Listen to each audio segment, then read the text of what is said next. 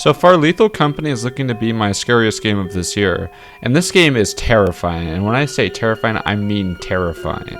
I mean, from the very moment you boot up this game, you know exactly what you're going to be getting into. This is a horrifying experience that is like nothing else I've played before. See, this game is by the creator of the game It Steals, which is one of my other scariest games of the past few years, and that you can definitely tell while you play this game. It has a lot of the same horror moments that you would have in It Steals, such as wandering into an enemy that you didn't know was there. That gives you a high level of tension when you run into it. But before we go any further, please remember to like and subscribe if you like this video, and I hope you guys really enjoy this review, and now let's get on with the review itself.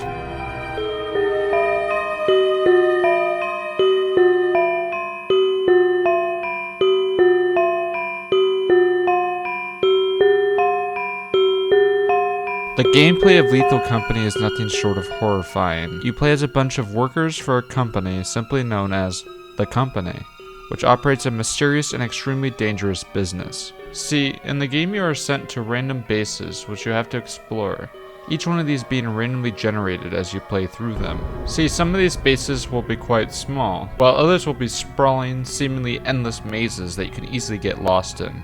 Herein lies the horror of this game. The fear of the unknown as you explore these mazes. The mazes are occupied by unknown creatures that are almost always completely hostile to the players, and unlike most games, when you die, you lose everything. To keep the gameplay on your toes, the game also has a time mechanic where you can only be on the base for so long without the ship you are on leaving you behind, which would also lead to your inevitable demise if the ship leaves you. In these mazes will be collectible items such as screws, bottles, and other materials that you can take back to the company to sell. See, you have to take these items back to the company to sell, as you have to meet a quota in the game for the company to make a profit, or the company will politely fire you. Herein lies the gameplay loop of Lethal Company. Explore these randomly generated horrific mazes where you either die by an enemy or escape with the loot to sell back to the company. The game doesn't give you much to protect yourself with either, as the only items you typically will get are the flashlight and the walkie-talkie, which while both are extremely useful, they are not exactly good for fending off the monsters inside the maze. So you may be asking, in the game what would you do if you see one of the monsters? Well, that's simple, just fucking run. If you end up dying, you will respawn when your team leaves the base, but you will respawn with absolutely nothing on you, so you want to make sure that you don't get captured by the monsters. But this can be extremely difficult as some of the monsters will be particularly hiding just to capture you when you least expect it. And because of this, the gameplay will keep you on your toes the whole time that you are playing, as the procedural generation works so well. And unlike some games which have bad procedural generation, each one of the locations feels somewhat different, with each completely having different layouts and different items as well as creatures. The gameplay also reminds me of games like Phasmophobia, where instead of being given stuff to fend off the creatures, you're essentially thrown into the game where there's a high chance that you will not survive, as these creatures are usually generally much faster than you, and if they find you, you're essentially screwed. So a lot of the gameplay revolves around you just trying to outsmart the monster, as there's no way for you to really outrun some of them. And that's what I think makes the gameplay of this so intriguing. There's no way for you to truly know what you're going to get into with exploring these mazes. Some might be 1 or 2 rooms, while others will be sprawling labyrinths that will take you almost the whole night to figure out how to get around it. And that is all the reasons why I think Lethal Company's gameplay is just so intriguing while you're playing through it. Now let's get on with some of the more review-heavy subjects in this video.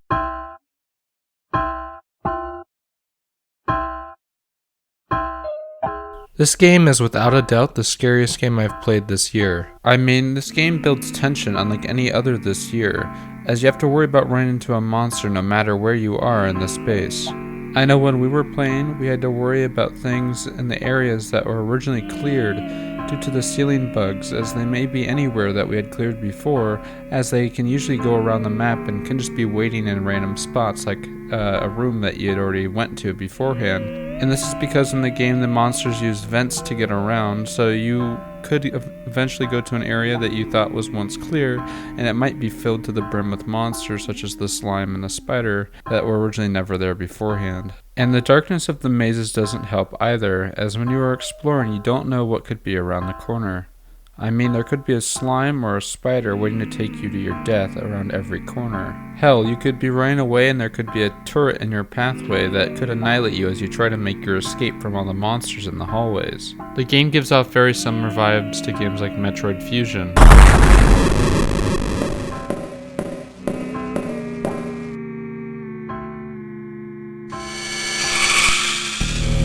As both games take mostly place in abandoned laboratories and have very empty corridors that can be filled to the brim with monsters as the game goes along. And both games are excellent build-up, with the actual build-up of the monsters being scarier most of the time than the actual appearances of the monsters themselves. One of the best examples of this in Lethal Company is the Draken, which will follow you around and only be following you really for the first half until you actually start to notice it. And when you notice it, he'll run at you and try to kill you. And if you don't look at him enough, then he'll also kill you, which gives me similar vibes to something like the SAX, which will follow you around. And then when it actually gets close to you, it will try to kill you. And that's the reasons why I think the game is so scary and so effective at what it does, because it's so good at build-up, and the monsters themselves are also terrifying when you're playing through the game. It doesn't hold back when you play it whatsoever.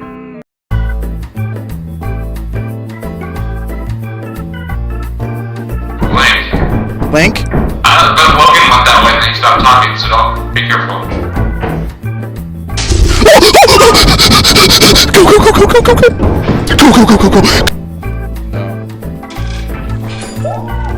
It's not. He's leaving. This bitch is chasing me. I just died. Oh, that bitch is right.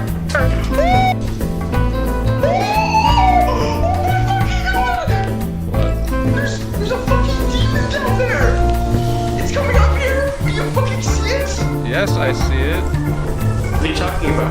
Oh no! Gentlemen! Please! Please! Please! Save me! Hold on.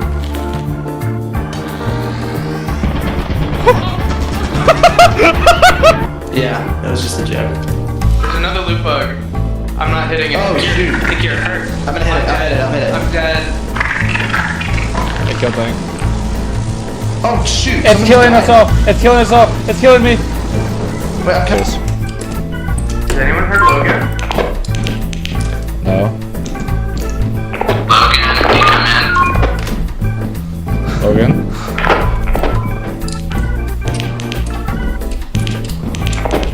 Logan.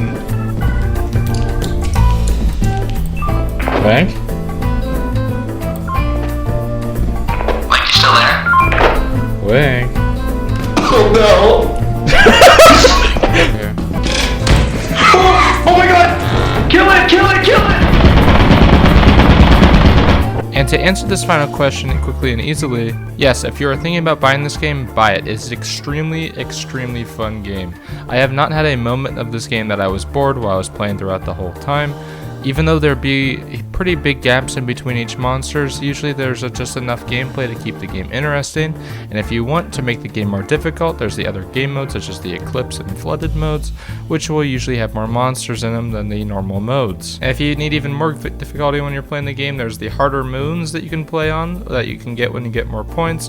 In the game, the way it's set up is made so it's essentially infinitely replayable, because the game is completely different each time you play it. And since this game is just in early access, I can't wait to see where this game goes from here, as the game itself is already super fun just in early access. So I wonder how they're going to build upon it, because the monsters that they already have in the game are already terrifying and already make the game really scary when you're playing it, but it's also a very fun experience, especially if you have more people playing with you.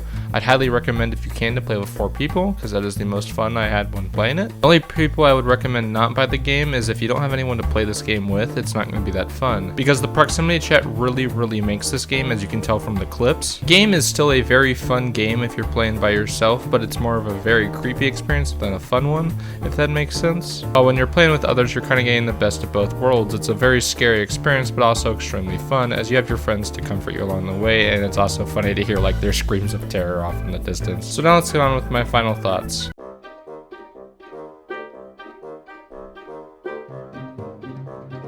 Overall, I would say this game is great and fun to play with, especially if you have a big group of friends to play with, and I'd highly recommend to play it. I'd give it overall a 9 out of 10, and I'd highly recommend to play it if you haven't yet. And remember, if you like this video, to like and subscribe, and let me know down below what you thought of the video, and I hope you guys all have a wonderful week. I will see you guys next week. Yeah. Let's get out of here. Oh my god! Kill it! Kill it! Kill it! I think Link's dead. Link. Oh, that bitch is right.